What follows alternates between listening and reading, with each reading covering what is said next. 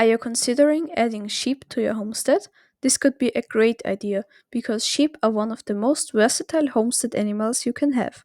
They provide meat, milk, and wool, and they can even be used in landscape maintenance. Depending on what purpose you want to keep sheep on your homestead or farm for, there are many different breeds to choose from, and there are even multi-purpose breeds out there. We first started out with sheep a few years ago and tried different breeds to find out which one suits us best. At first, we got a small breed, two Quezon sheep, because that seemed less intimidating at first. Not long after, we got two forest sheep ewes. They are a bit taller and mainly used for meat.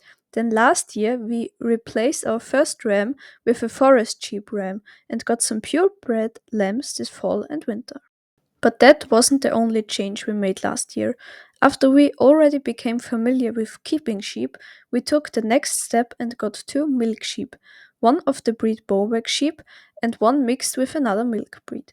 This was a pretty big commitment as milking needs to be done every single day and takes quite some time, especially as we are hand milking them. However, this was definitely a win, as we really enjoy the milk, not only for drinking, but also for yogurt, kefir, and cheese. So then we found ourselves having a lot of sheep with the milk sheep, the forest sheep, and all their lambs. My mom decided it is for the best to downsize a little and therefore sell our forest sheep ewes. Instead, we would be keeping one of the milk sheep lamb ewes to get more milk in the future. This decision was really hard for me, as we have had the forest sheep for quite some time, and one was even born on our homestead, and they were very tame and lovely. So we just kept the male lambs for meat and sold the other ones, but more on that later. To get more of an insight on how having milk sheep actually works for us, I now want to show you our current milking routine. The first step is always to get some grains for the sheep to eat while they are being milked. Right now, the sheep are only being milked in the morning, and because they still have the lambs with them, there needs to be a certain time before that where they are separated so that the sheep actually give milk. Therefore, they are separated the evening before, milked in the morning, and then spent the rest of the day with the lambs. After the first milk sheep got her grains, it is time to milk her. The first step is always to clean the udder, which is very important for hygiene. Then the first bit of milk is being milked out of the udder but not collected. This is so that all bacteria that might have been there is washed out. Then the sheep's milk is being collected into a small container until her udder is empty.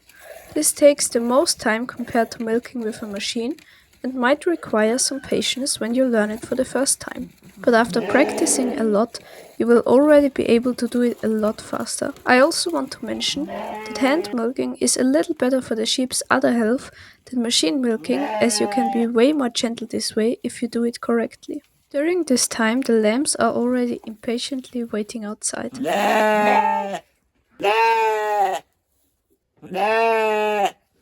A few times while milking, we pour the milk into a bigger milk jug with a lid to minimize the amount of dust or hair that could get inside and also to avoid spilling if a sheep decides it needs to kick the small container.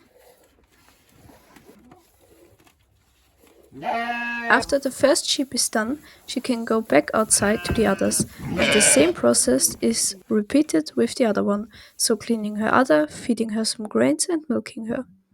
This one is a little more unsettled than the other, so unfortunately she kicks a lot more.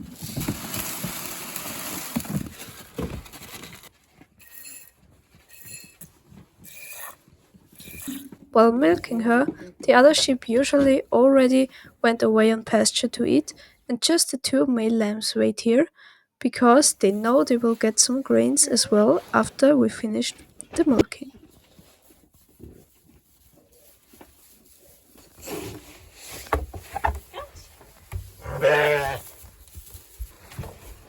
Bert, du bist so blöd.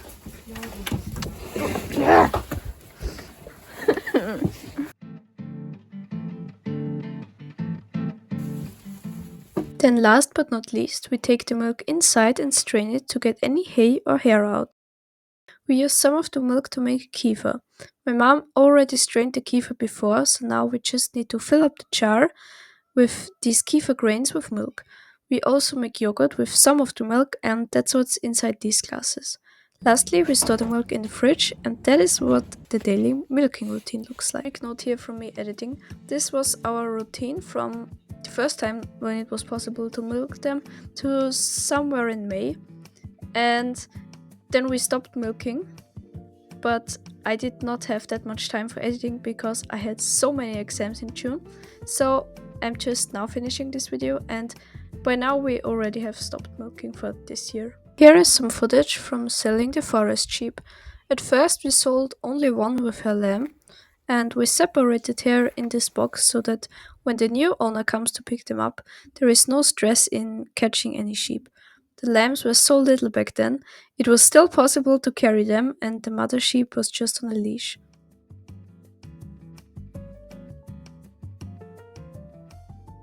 This time, all the other sheep were very interested what's happening and stood here for quite a while after they drove off. A few days later, the last two forest sheep and the lambs were picked up as well, and at this time it seemed the other sheep already knew what was happening and didn't pay that much attention. So basically this is what has been happening with our sheep this spring, and for now we do not expect any other major changes in the near future. We also already have our 3 rams butchered and are now only left with our milk sheep and their ram, but that is a story for another video. So stay tuned for that and subscribe to not miss out on any future videos, and until then, bye bye!